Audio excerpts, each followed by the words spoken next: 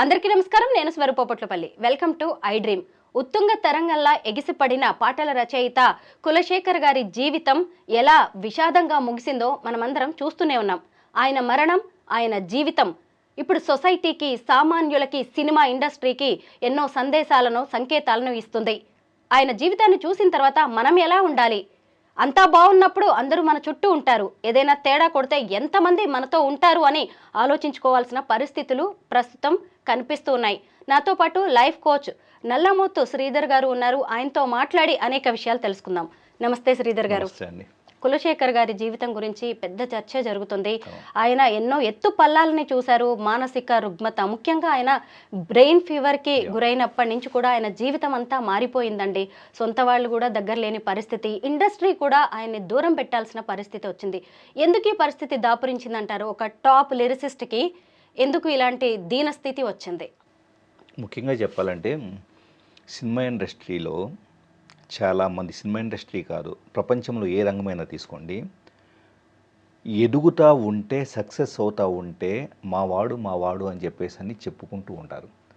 అసలు ఎంతటాడో, నిన్న మొన్నటిదాకా నాతో పాటే మా ఇంటి పక్కనే ఉండేవాళ్ళు ఇలా మాట్లాడుకుంటూ ఉంటారు. సో అంటే పీపుల్ ఏంటంటే వీళ్ళు సక్సెస్ సాధించలేదు కదా, సక్సెస్ అయిన వాళ్ళనేమో వాళ్ళ యొక్క ఇది ఐడెంటిఫై చేసుకోవడానికి ట్రై చేస్తారు. యాక్చువల్లీ నేను చాలామంది సినిమా జర్నలిస్ట్గా ఉండేవాడిని. సూపర్ హిట్ ఫిల్మ్ మ్యాగజైన్ అలాగా నేను ఎంతోమంది సినిమా వాళ్ళ జీవితాన్ని దగ్గర నుంచి చూస్తున్నాను. పైకి జనాలు, ఆడియన్స్ చాలామంది అంటూ ఉంటారు, మావాడు, మా హీరో, మాకు మించిన ఇది ఇంకా మా కుటుంబంలో సభ్యుడు అని చెప్పేసి అని పాలాభిషేకాలు చేస్తూ ఉంటారు, రకరకాలు చేస్తూ ఉంటారు.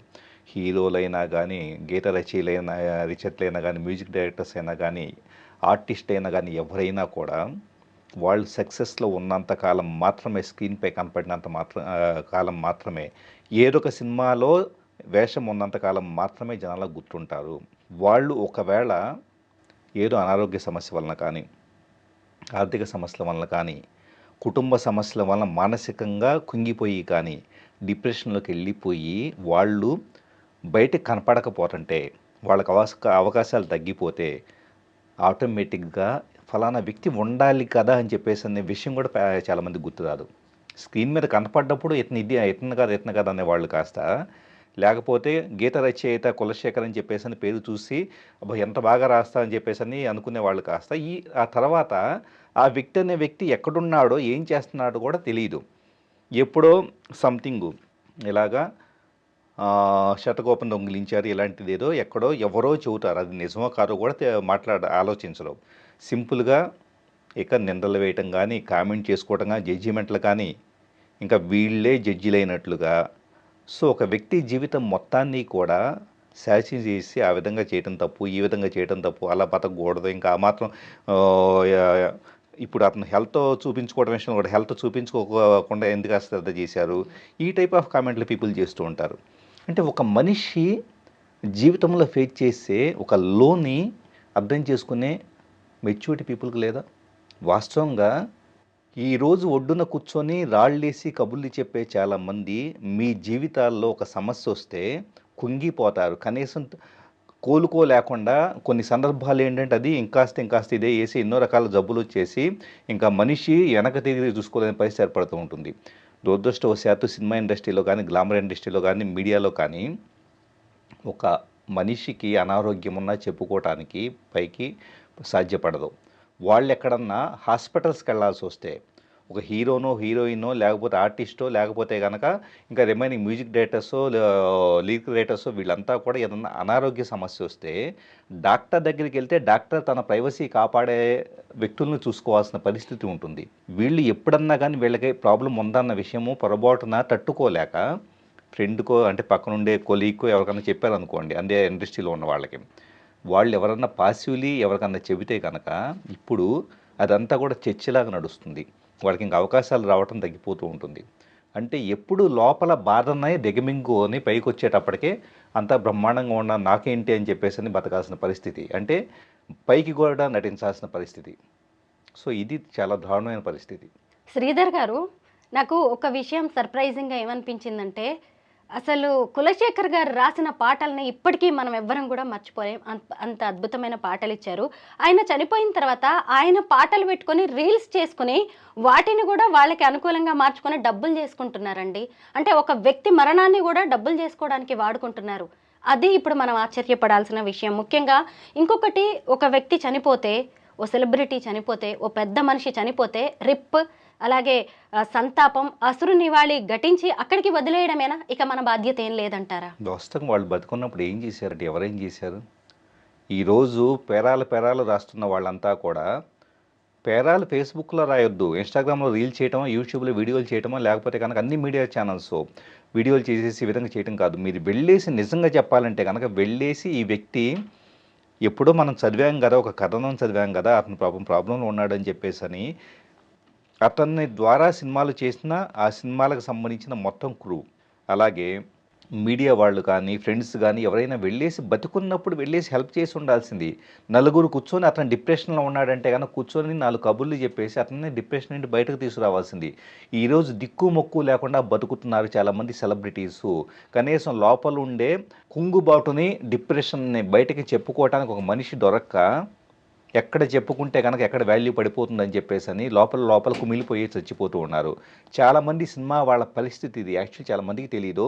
నాకు తెలిసి ఒక పెద్ద హీరో, చాలా పెద్ద హీరో తెలుగు ఇండస్ట్రీలో ఒక అర్ధరాత్రి 12 గంటలకి అతన్ని ఆరాధించి ఇంకో చిన్న హీరో కాల్ చేశాడు. కాల్ చేసి కొద్దిగా డల్గా ఉంది, సో ఒక్కసారి నాతో వస్తావని చెప్పేసి అని ఇద్దరు వెళ్ళేసి హుస్సేన్ సాగర్ దగ్గర ట్యాంక్ బండ్ దగ్గర పక్కన కూర్చొని ఒక అరగంట సేపు కూర్చొని వచ్చున్నారు.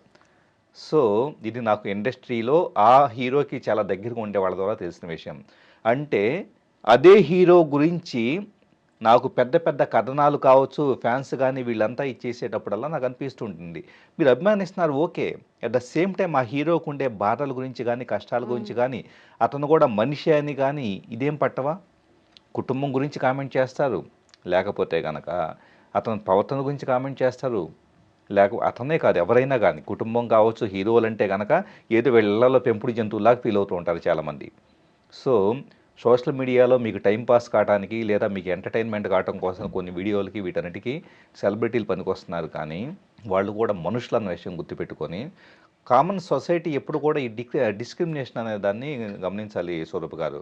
ఎప్పుడు కూడా కొంతమందిని కేవలం ఇమేజ్ పరంగా గొప్పగా ఫీల్ అవ్వటము, వాళ్ళ గురించి గొప్పగా మాట్లాడుకుంటూ అట్ ద సేమ్ టైం వాళ్ళు ఏదైనా మిస్టేక్ చేస్తే కనుక విపరీతంగా విమర్శించేసేయటం, అదేమంటే కనుక మేము వాళ్ళని ఓన్ చేసుకున్నాం కాబట్టి విమర్శిస్తున్నాం అంటాము.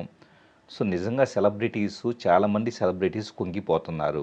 అది వాళ్ళ జీవితాల్లో దగ్గరికి వెళ్ళి చూస్తే అర్థమవుతుంది. ఇమేజ్ చట్రంలో కూరుకుపోయి మరీ వీళ్ళు ఇలాగా కుంగిపోతున్నారేమో. 100%. ఎందుకంటే ఇమేజ్ అనేది ఒకటే ఏంటంటే వీళ్ళు ఇట్లానే నడవాలి, వీళ్ళు ఇట్లానే స్టైల్గా ఉండాలి. చాలామందికి హీరోలు మీరు చూడండి, యాక్చువల్లీ కొంతమంది ధైర్యం చేసేసి ఒకవేళ బాల్డ్ హెడ్ వచ్చిందనుకోండి, కనీసం దాన్ని యాక్సెప్ట్ చేసి ఇట్స్ ఓకే అని చెప్పేసి వదిలేసే వాళ్ళు కూడా కొంతమందే ఉంటారు. చాలామంది హీరోలు, పెద్ద పెద్ద హీరోలు కూడా ఫ్యాన్స్ యాక్సెప్ట్ చేస్తారు లేదా అని చెప్పేసి. ఇప్పుడు రజనీకాంత్ ఉన్నారు, చాలా ఓపెన్గా ఇట్స్ ఓకే, ఏంటి it's a natural phase of life, ఏంటి బాల్డ్ హెడ్ వస్తే ఎవరికి రాదా, ప్రపంచవ్యాప్తంగా రాదా అని చెప్పేసి తను చాలా ఓపెన్గా ఉంటారు.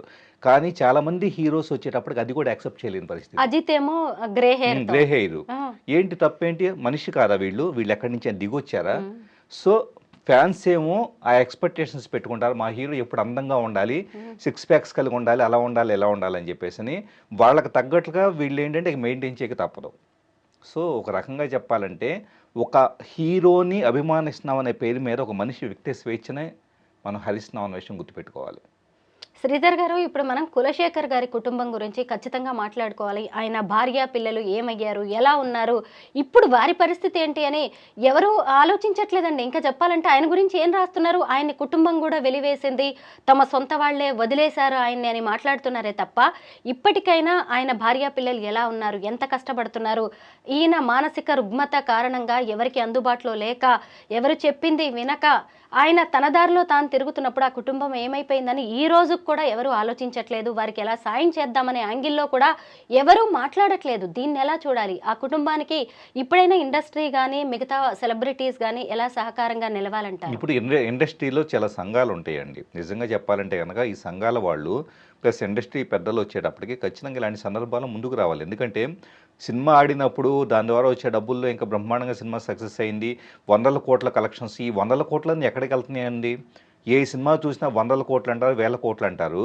ఇన్ని వేల కోట్లలో కనీసం ఒక మీ ఇండస్ట్రీకి సంబంధించి మిమ్మల్ని నిలబెట్టడానికి, మిమ్మల్ని ఒక హీరోగాను, హీరోయిన్‌గాను సినిమాని చాలా గొప్పగా ప్రొజెక్ట్ చేయడం కోసం అందమైన మాటలు రాసి, చాలా ఫీలింగ్ క్రియేట్ చేసే మాటలు రాసి, చేసే వ్యక్తి చనిపోతే అట్‌లీస్ట్ కోటి కాదు, ఒక 5,00,000 అన్న కుటుంబానికి ఇవ్వండి. ఎక్కడికెళ్తున్నాయి ఈ వందల కోట్లు? ఈ వందల కోట్లను హీరోలు అంటున్నారు గానీ, అట్‌లీస్ట్ ఇలాంటి వాళ్ళ కోసం హీరోలంతా కలిసి గాని, బాగా సంపాదిస్తున్న వాళ్ళంతా కలిసి ఇండస్ట్రీలో కొంత అమౌంట్ పెట్టండి. ఖచ్చితంగా మీనింగ్‌ఫుల్ సొల్యూషన్ కావాలి. లేకపోతే ఏమవుతుందంటే గనక హీరోలు, డైరెక్టర్లు బాగా క్రేజ్ ఉన్నవాళ్ళు వీళ్ళు మాత్రమే బాగుంటారు. ఆర్థికంగా గాని ఇలాగా మిగతా వాళ్ళంతా కూడా డిప్రెషన్‌లోనో ఏదో చిన్న ఆర్థిక సమస్య వస్తే గనక ఇప్పుడు ఆయనైనా చూడండి ఒక సినిమా తీశారు. ఆ సినిమా తీసినప్పుడు అది పూర్తిగా నష్టం రావటం అక్కడి నుంచి ఆయన కుంగుబాటులోకి వెళ్ళడం జరిగింది. సో అలాంటి సందర్భాల్లో ఎవరొకళ్ళు వచ్చేసి లేదు ఓకే నేను నీకున్నాను. సరే ఈ ₹1,00,000 ప్రస్తుతానికి కట్టి పెట్టుకో అని చెప్పేసని ఒక్కళ్ళు ఇండస్ట్రీలో సపోర్ట్ చేస్తారా? అలా చెయ్యాలి. అలాంటి type of environment healthy environment ఉంటే ఖచ్చితంగా కూడా సినిమా ఇండస్ట్రీ బాగుంటుంది. నాట్ ఓన్లీ సినిమా ఇండస్ట్రీ అలాంటి వ్యవస్థ అనేది మనుషుల్లో హ్యూమానిటీ గ్రౌండ్స్ అనేది ఉండాలి. 2000లో అసలు టాలీవుడ్‌ని ఊపేసిన దర్శకులు కావచ్చు, లిరిసిస్టులు, మ్యూజిక్ డైరెక్టర్స్ ఇప్పుడు కనిపించకుండా పోయారండి. ఒక రకంగా చెప్పాలంటే అదృశ్యమయ్యారు.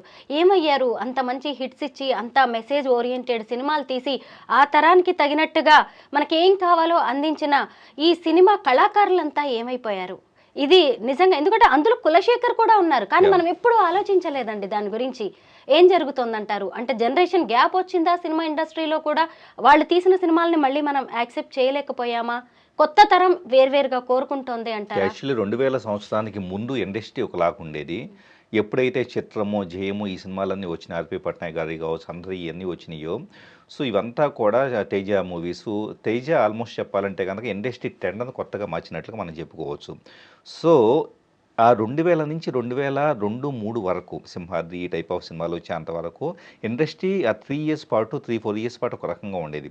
ఆ తర్వాత ఇండస్ట్రీ పార్ట్ మొత్తం చేంజ్ అయిపోయింది. యాక్చువల్లీ చెప్పాలంటే గనక ఇన్నోవేషన్ దగ్గర నుంచి మీరు గమనిస్తే అప్పటి నుంచి వచ్చిన సినిమాల్లో ఇన్నోవేషన్ దగ్గర నుంచి అవన్నీ ఇన్నోవేటివ్ మూవీస్. యాక్చువల్లీ చెప్పాలంటే పెద్ద హీరో ఉండాల్సిన పని లేదు. ఉదయ్ కిరణ్ లాంటి వాళ్ళు హీరోలు ఉండేవాళ్ళు. సో ఏ ఇది లేకుండా జస్ట్ మ్యూజిక్ మీదో లేకపోతే కనుక సబ్జెక్ట్ మీద వెళ్ళిపోయినాయి ఆ సినిమాలన్నీ.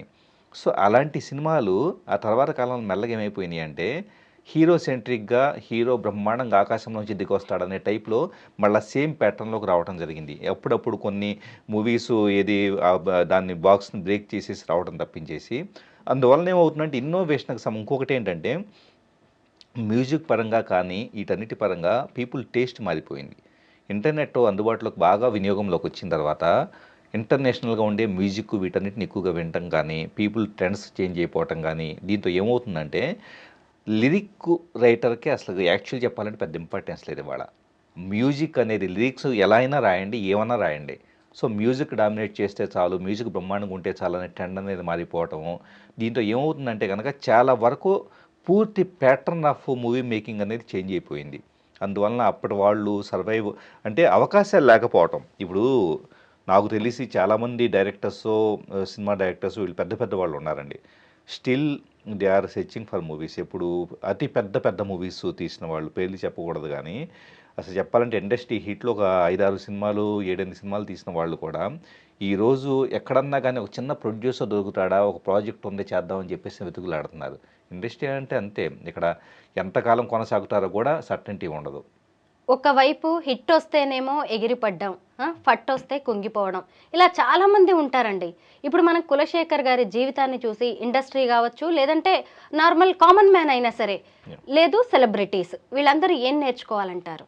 ముఖ్యంగా చెప్పాలంటే అహం అనేది చాలా అంటే అహం అనే పదం కులశేఖర్ గారికి వర్తించింది అంటలేదు. అహం అనే పదం చాలా ఇండస్ట్రీలో చాలా మందికి ఉంటుందండి. బాగా పేరు రాగానే నా అంతట వాడు లేడు, ఇంకా నేనేంటి, ఇంకా అది ఇది అని చెప్పేసి టకటక రకరకాల తప్పుడు నిర్ణయాలు తీసుకుంటారు. చాలామంది చేసిన మిస్టేక్ ఏంటంటే ఇండస్ట్రీలోకి వచ్చిన తర్వాత ఒక సినిమా బాగా ఆడింది అనుకోండి, ఆడంగానే టకటక దాంట్లో వచ్చిన డబ్బుల్ని విచ్చలవిడిగా ఖర్చు పెట్టడం కొంతమంది చేస్తుంటారు. కొంతమంది ఏం చేస్తారంటే ఈ డబ్బులతో మేము రియల్ ఎస్టేట్ చేయాలని చెప్పేసి రియల్ ఎస్టేట్కి వెళ్ళిన వాళ్ళు ఉంటారు. కొంతమంది సినిమాలు తీయాలని చెప్పేసి అని సినిమాలు మొదలుపెట్టేసి వచ్చింది మొత్తం ఊడ్చిపెట్టుకుపోయిన వాళ్ళు ఉన్నారు. So financial stability, emotional stability, emotional balance అనేది సినిమా ఇండస్ట్రీలో చాలా అవసరం. ప్లస్ మన చుట్టూ పేరు రాగానే 10 మంది రోజు కాళ్ళు వేసుకొచ్చేసి మన చుట్టూ ముగ్గుతూ ఉంటారు. సాయంత్రం అయితే ముందు పార్టీలను రకరకాలు ఏదో సంథింగ్ నడుస్తూ ఉంటాయి. సో వీళ్ళంతా కూడా నీకేంటన్నా అది ఇది అన్న టైప్లో మాట్లాడుతూ ఉంటారు. సో ఇలాంటి కోటరీని మీ చుట్టూ ఉన్నారంటే ఇదే కోటరీ అసలు మీరేంటో అర్థం కాకుండా తొక్కిపారేసేలాగా తయారు చేస్తారు. సింపుల్గా సక్సెస్ వచ్చినా అది ఆ మూమెంట్ కంటే it's okay, next project ground work చేసుకోండి. లేకపోతే కనుక ఇంకాస్త స్కిల్స్ పెంచుకోండి. ఇంకాస్త కొత్త ఇప్పుడు ఇండస్ట్రీ ఎలా నడుస్తుంది, అందరికంటే యూనిక్గా ఏం చేయొచ్చు అని చెప్పేసి ఈ టైప్ ఆఫ్ చేసిన వాళ్ళు ఎవరు కూడా ఫెయిల్ కాలేరండి. ఎవరైతే 1-2 సక్సెస్లు చూసి ఇంకా నన్ను మించిన వాళ్ళు లేరనుకున్న వాళ్ళు మాత్రమే ఇబ్బంది పడుతూ ఉన్నారు. రెండో థింగ్ ఏంటంటే ఈ తప్పుడు నిర్ణయాల వల్లనే వాస్తవంగా ఏంటంటే సినిమా తీయాల్సినంత అవసరం ఎవరికీ లేదు. ఇప్పుడు బాగా డబ్బులు ఉన్న రామానాయుడు లాంటి వాళ్ళే స్టార్టింగ్లో ఆయన చాలా చాలా ఇబ్బంది పడేసి అప్పట్లోనే సినిమా తీయడానికి చాలా కష్టపడ్డారు. వాళ్ళన్న కండిషన్స్లో ఇండస్ట్రీలో ఎంత కాంపిటీషన్ ఉన్న తర్వాత మనం తీసే సినిమా ఎంత ఆడుతుంది, ఈ టైప్ నిర్ణయాలు కూడా తప్పుడు నిర్ణయాలు అవ్వటం వల్ల చాలామంది ఇబ్బంది పడ్డారు. థ్యాంక్ యూ శ్రీధర్ గారు. కులశేఖర్ గారి మరణానికి సంబంధించి చాలా మంచి అనాలిసిస్ ఇచ్చారు.